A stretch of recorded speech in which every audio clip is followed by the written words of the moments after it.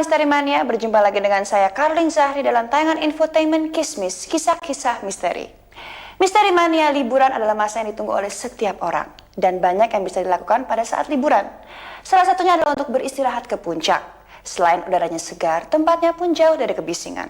Nah, Misteri Mania kali ini Kismis akan membahas tentang sebuah villa yang cukup angker dan misterius. Konon kabarnya di villa itu pernah terjadi sebuah pembunuhan dan akibatnya arwah si korban penasaran dan gentayangan. Anda ingin tahu ceritanya? Misteri Mania masih bersama saya Karlin Zahri dalam tayangan Kismis, kisah-kisah misteri. Nah, Misteri Mania, sebelum kita ngobrol dengan salah satu narasumber, bagaimana kalau kita mendengar penuturan para selebritis kita berikut ini? Apakah Anda pernah dengar cerita tentang villa berdarah atau villa yang angker? Villa berdarah atau villa angker? Enggak. Apa tuh villa berdarah? Di sinetron. Gimana kalau Anda menyewa villa atau tempat penginapan lainnya dan tiba-tiba Anda mengetahui bahwa tempat itu sangat menyeramkan? Pindah, langsung pindah.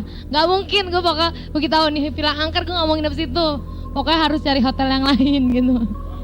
Kalaupun udah kepepet banget, tidurnya satu kamar mesti beramai-ramai dan gue harus di tengah-tengah, harus nyempil, mesti dipegangin semua orang. Pokoknya gak mau. Waktu itu pernah sih serem banget, terus kita syuting dan judulnya tuh di Villa Berdarah juga. Nggak namanya lukisan berdarah, tapi villanya tuh istilahnya pada berdarah gitu-gitu, percicaran dengan darah gitu ya. Ya mungkin apa ya, mungkin ada orang juga yang takut, tapi alhamdulillah aku nggak takut gitu loh. Jadi ya ini aja, kuat aja gitu loh. Kalau nggak merinding, nggak apa gitu. Jadi malah aku tantangin, mana sih gitu loh orangnya gitu. Kebetulan aku orangnya nggak terlalu yang traumatis terus jadi nggak mau tidur di situ gitu. Jadi saya biasanya kalau udah gitu ya berdoa aja gitu. Ya biasanya untuk ngusir rasa takutnya yang ngelawan rasa takut itu sendiri gitu. Misteri Mania, begitulah pengungkapan para selebritis kita tentang villa berdarah. Nah, Misteri Mania, untuk lebih seru lagi gimana kalau kita ngobrol dengan narasumber yang sudah berada di studio kita. Beliau adalah Pak Sobar yang tinggalnya memang di sekitar villa berdarah itu. Malam Pak Sobar. Selamat malam Mbak Klari. Apa kabar? Baik. Pak Sobar, katanya Bapak itu tinggal di sekitar villa berdarah. Benar Pak, pernah saya menjadi penjaga villa itu. Dan kenapa villa itu diberi nama villa berdarah, Pak? Soalnya di villa itu pernah ada pembunuhan. Pembunuhan? Tragis sekali ya. Dan apakah sejak itu, apakah setiap orang yang menginap di villa itu sering diganggu oleh arwah yang dibunuh itu? Betul Mbak, banyak yang ganggu-ganggu. Loh, kok malah tiduran sih? Katanya mau nonton. Bis dingin sih. Kalau nggak dingin bukan puncak namanya.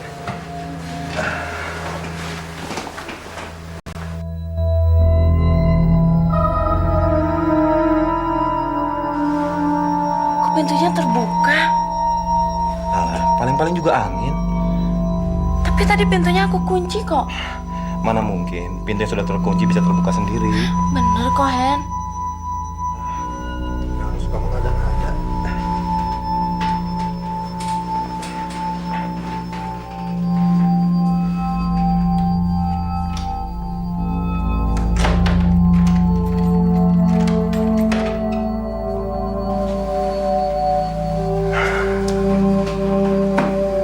Nih lihat, pintunya sudah saya kunci dan nggak mungkin terbuka lagi.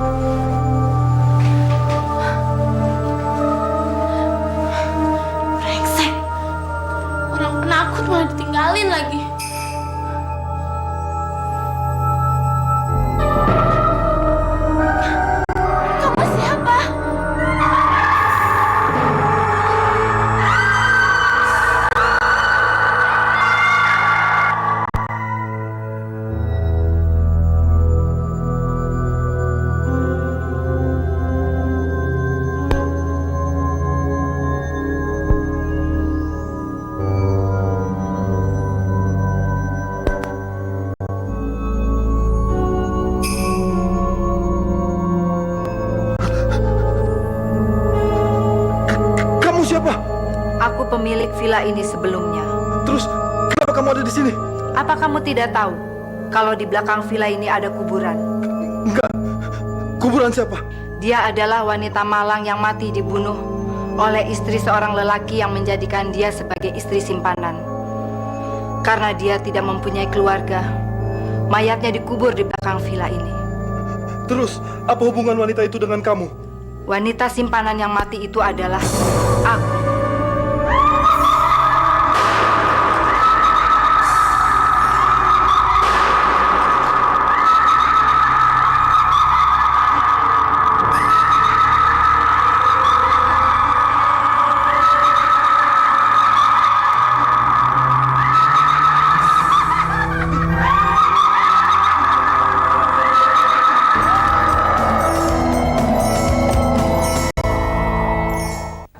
Misteri Mania, sebelum kita melanjutkan perbincangan kita dengan Bapak Sobar, gimana kalau kita mendengar komentar para selebritis kita berikut ini?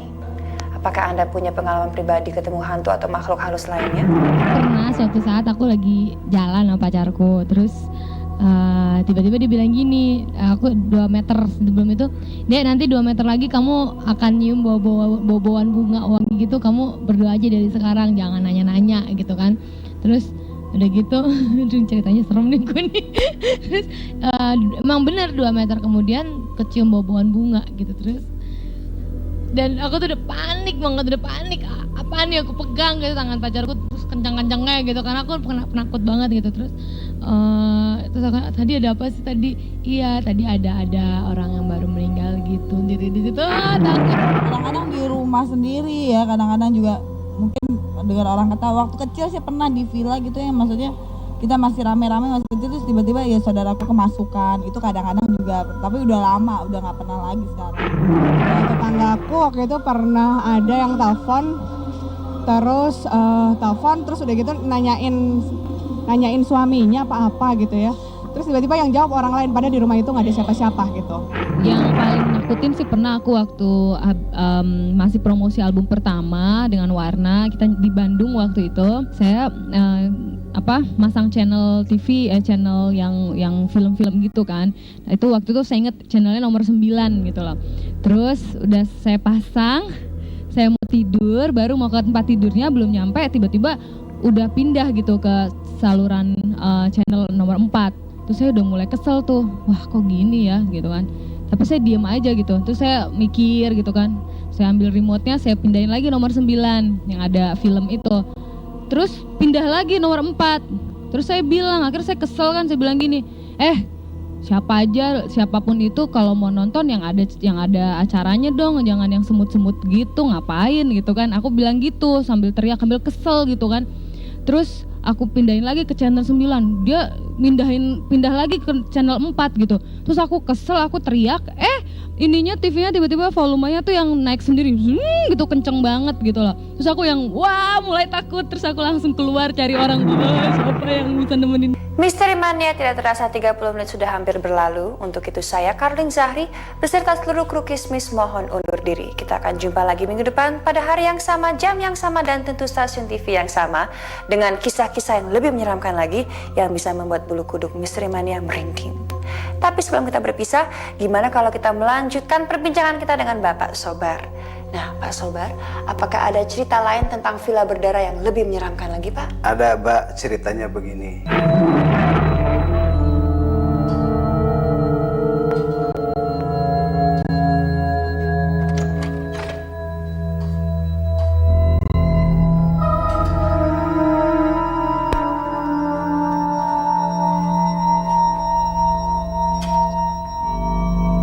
Brengsek kamu, Ton. Bikin aku kaget aja. Ternyata kamu penakut juga ya. Tapi kalau begini sama kamu, rasanya perasaanku nyaman, Ton. Oh ya? Nanti dulu dong, sayang. Sekarang aku kan lagi bikinin kamu mie.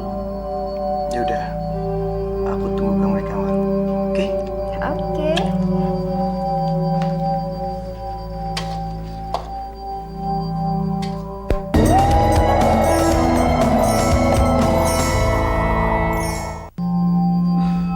Kamu mau lagi ya? Pakai cara yang lain dong. Apalagi sih, Ton? Emangnya udah nggak tahan ya? Sebentar ya, sayang. Emang kamu mau?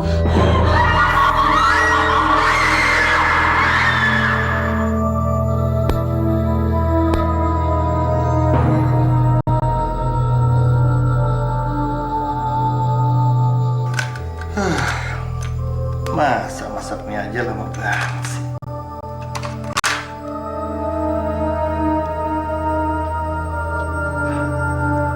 Gila si Lina.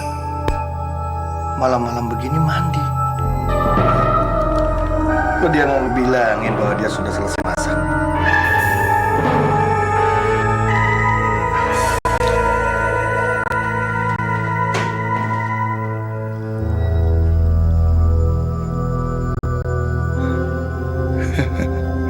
Ternyata selera Lina boleh juga.